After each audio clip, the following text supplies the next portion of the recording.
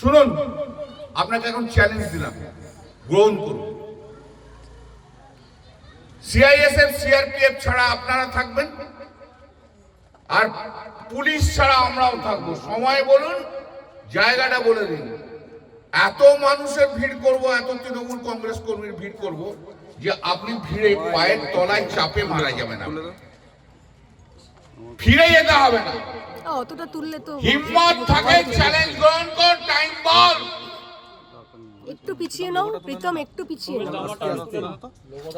কাল থেকে কালী পুজোতে ব্যস্ত থাকবো, 24 তারিখ পর্যন্ত বাদ দিয়ে তারপর বলুন কোন দিন আপনার হিম্মত হবে।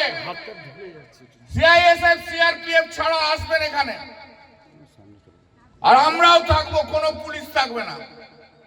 কত বড় বাপের বেটা হয়েছেন আমি দেখবো, কটা মায়ের দুধ খেয়েছেন দেখবো আমি।